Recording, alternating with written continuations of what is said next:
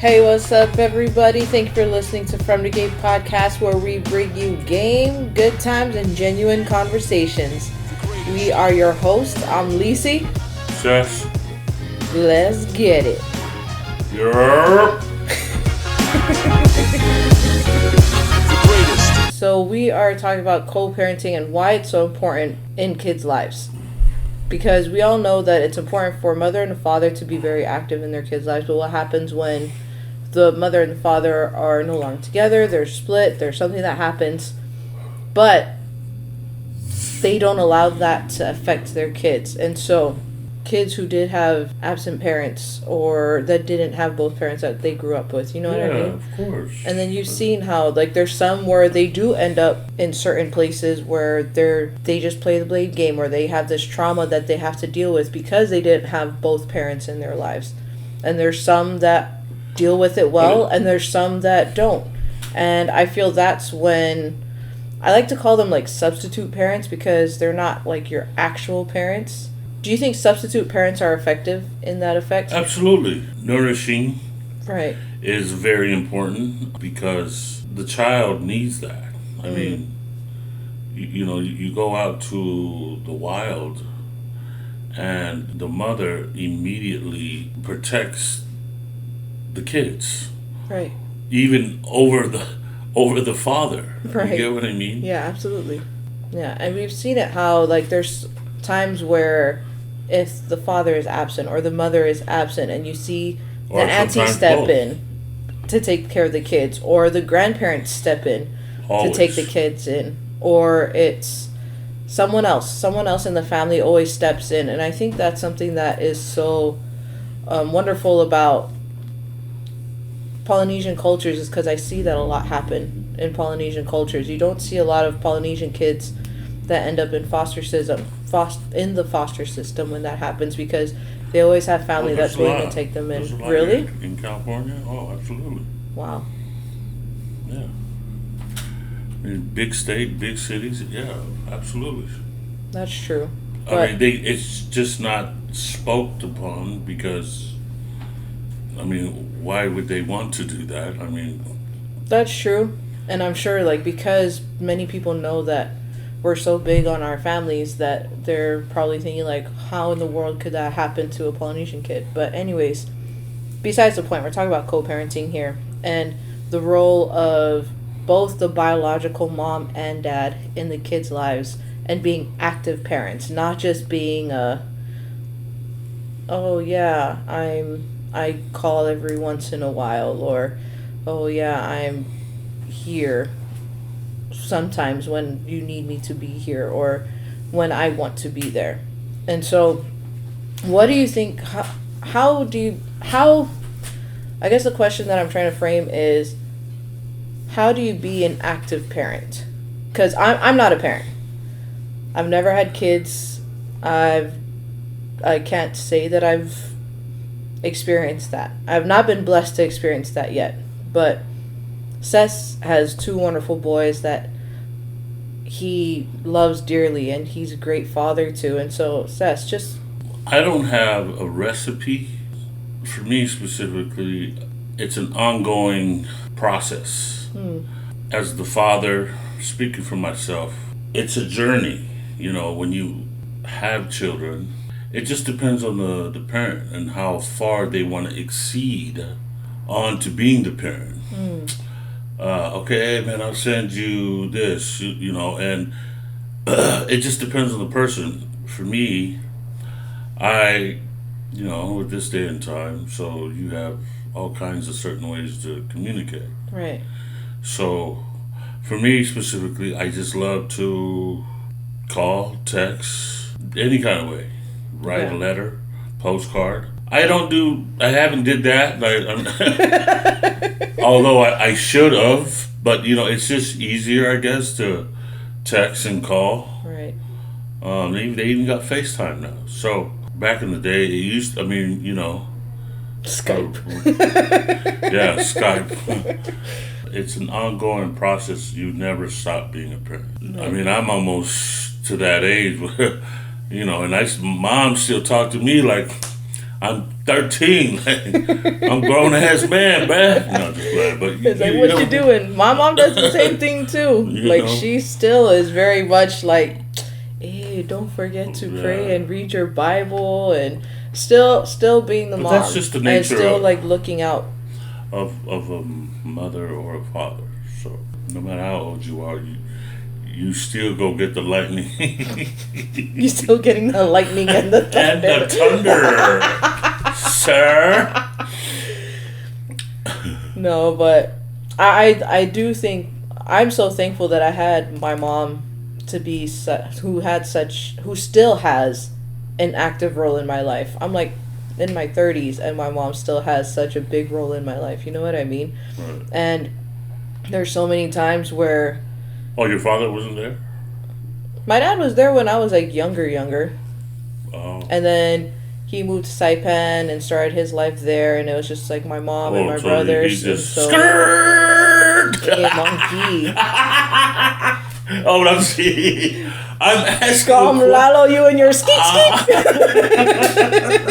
You went skirt. You went skeet. I am asking a question. Did he skirt? He did not skirt all the way. No. Hi, welcome to Saipan. Thank you for listening to KKMP radio. Fast into your seatbelts. No. Mahalo for flying. Hey, monkey.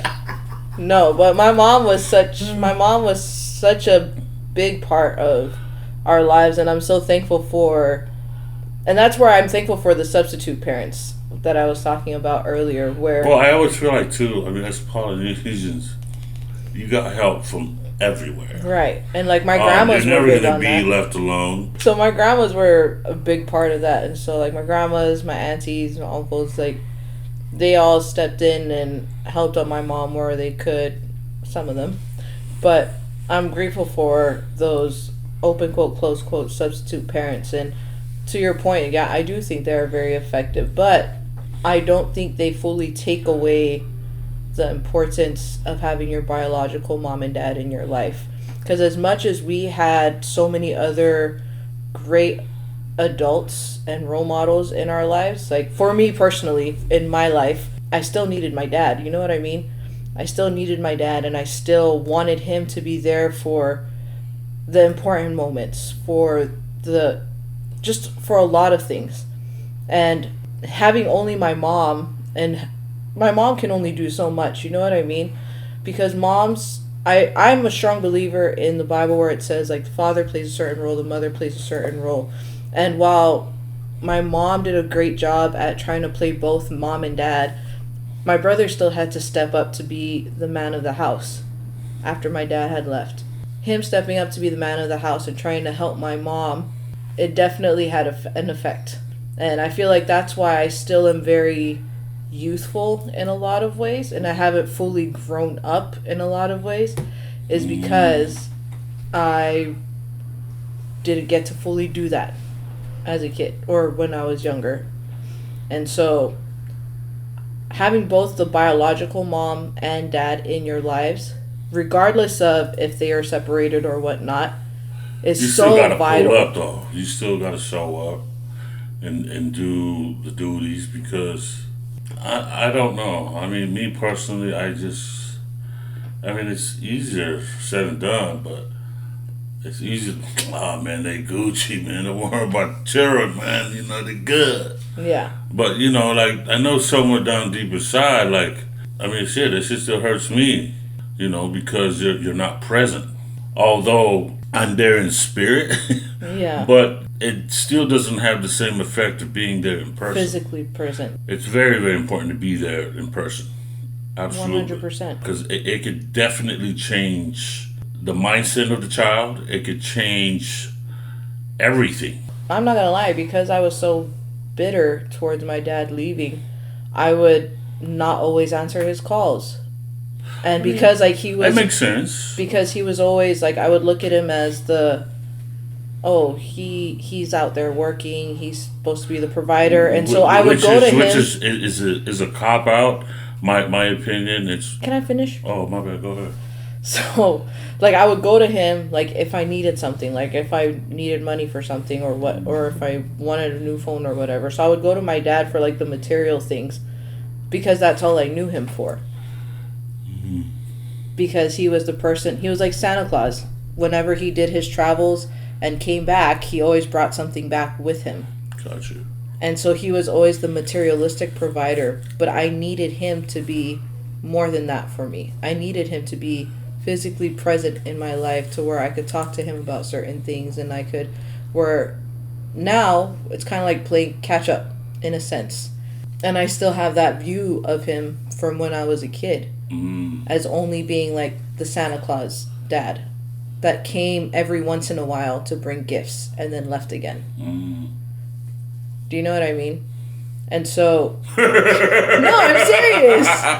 Do you know what I mean? No, I totally understand. Absolutely. Yeah, and so I'm just like, hey, here's a bag of treats for y'all. I'll see y'all. I'll see you in a couple. 199999. No, but I knew my dad loved us. It's Right. just that it was. Pops was just hustling. Yeah, exactly. He was hustling to get that bag, and then my mom was the one that had to. But I mean, is that more important than your child being traumatized from that age, and like you look, it still affects you. She's obviously still grown ass woman now, and like still acting like I'm 15 years old. No, but I do. I love my dad. I love my dad very, very much. Cool, though. I love my dad very much, but there are certain things, like, I needed him. Maybe he and that's why I think it's so important for both the biological father and mother to be present in the kids' lives as often as possible, regardless of what you guys are going through, regardless of the separation. The kids didn't make the choice. No, the kids didn't. No, the kids had nothing to do with it. Right. I agree. And so that's why it's so important for both the father and the mother to work together, regardless whether they like it or not. Yeah, exactly. Yeah. And if one is not gonna, I mean, I don't know. For me, just humble yourself. Like if you love man, I'm about to take her ass court, nigga. Shit, nigga, about to get everything for everything I got. But like, sometimes like nigga, just sit down, think about it. Right. Think the longevity. Like especially if they're still young. Well, if you have all boys, like I have, what your kids think about the other parent that's not always there. You know what I mean? And I always feel like it will get better through time. Right. You get what I'm saying? Right. You could be bitter or disappointed because you're not having your way at the time. You got to work on yourself and realizing certain things and understanding through the process. Right. The bigger picture. How do you want it to look when they get to this age? So that's how I always visualized me personally with my kids. So I mean, because I have boys, right? You know what I'm saying? And like now, like my oldest, she like son, tuck in the shoulder. You know what I'm saying? So you just got to look at it that way. I mean, for me personally, we never really went through all of that, but I mean, anyways, it gets better when the person gets better. And I think that's the importance of co-parenting, because like even if it's not your fault, you still gotta love over the it's not your fault. I mean, just as a man, period, you have to look over all of it. Right. If you love your children that much. Right. I do. Am I willing to sacrifice? Am I willing to give it all up for my kids? Absolutely. No question. Right. Say what, where, when, now? Oh, yes. Let's go. So, yeah. When, yesterday? No, jokes. Wow. When, tomorrow? No. F you. The lemon head. No, just playing. Oh, man. But, no, I'm serious. And it's when the two parties are able to work together, because it benefits the children so much. Like their confidence levels go up, their willingness to be able to sometimes be as a man, it's to, like shit. Lead by example. You say you're such a man. Well, just prove them wrong. Show me different. Do it. You know what I mean? People will believe when they see. You talk the talk. Let me see you walk the walk. 'Cause it's easier to just, oh man, he knows I love him. My daughter know I love her. You know what I mean? Yeah. That's the easy way to just either trick yourself to thinking those things. Right. But really, no, you need to be there, motherfucker.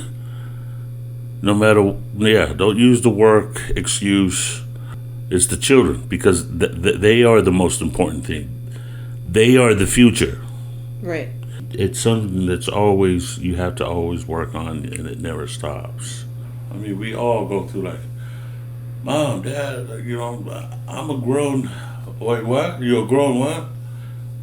Where's I gonna put my foot in your ass? You know what I'm saying? So, it's very important to just always, it never stops. It never stops being a parent. What are some of the benefits of co-parenting that you see? I mean, because when you get to a certain age, when you want to be able to sit back and not say, man, I wish I coulda, woulda, shoulda, dada, folda, goulda, da. Hey, isn't that a rap song? I don't think so. Oh, okay. You want to make one? No. For real. But I just don't want to be. I don't want to be one of those parents that say, man, I apologize for the 1946 I'm not there for a Brando gun and bigger you up. I want to be there. Right. I want to experience and show my children that their father was always there.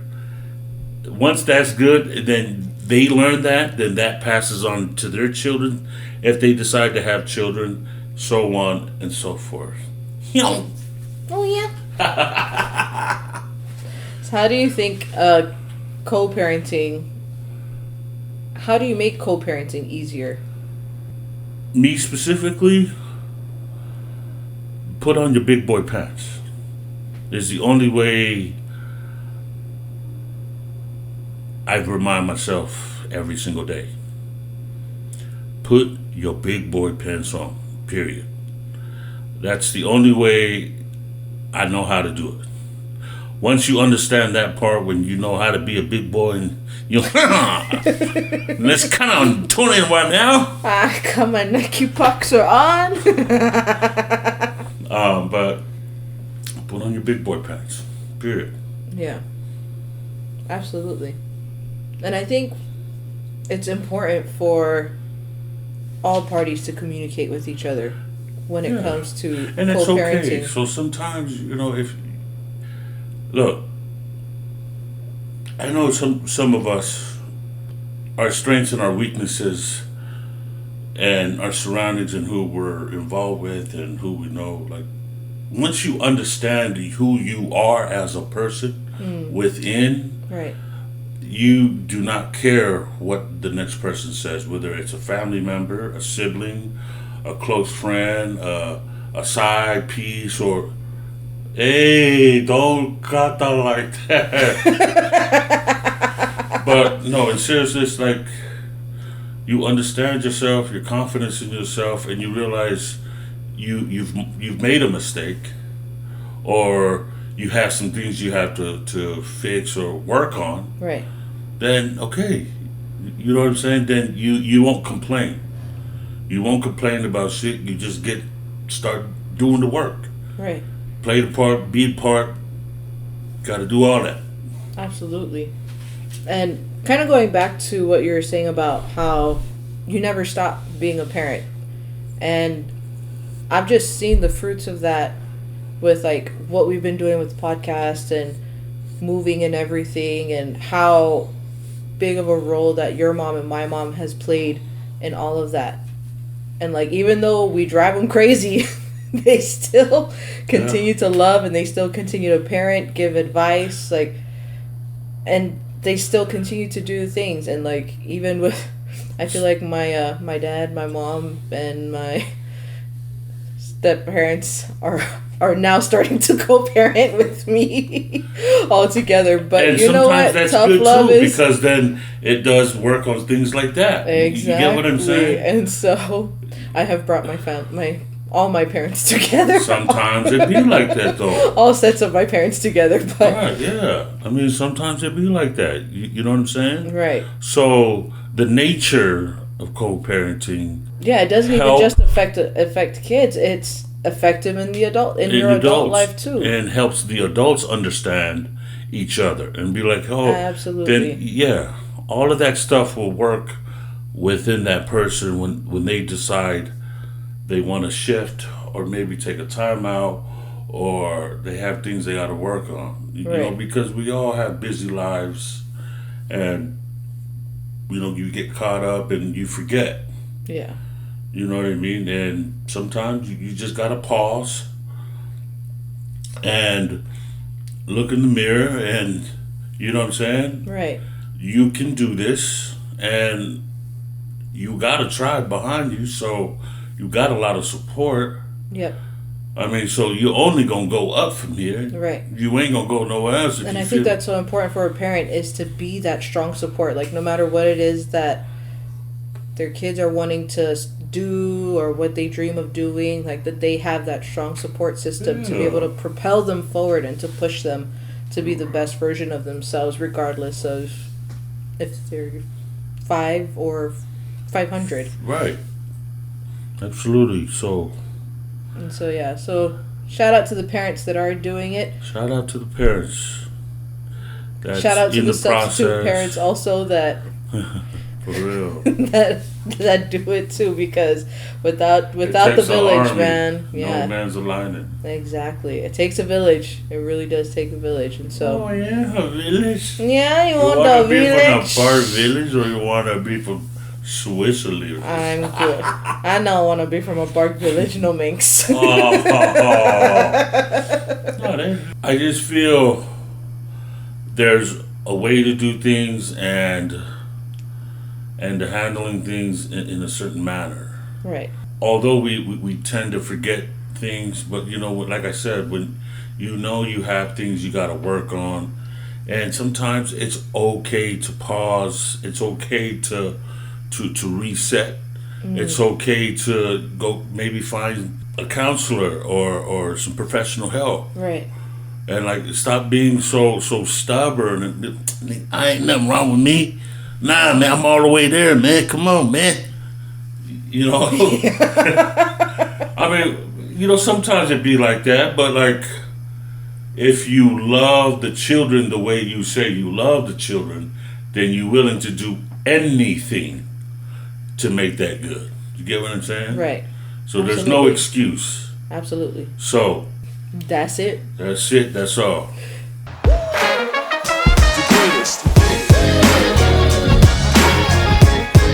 Make sure you visit us on our website, fromthegate.com. Thank you for listening to our podcast. I'm Lisi. Ses. Deuces. Gia.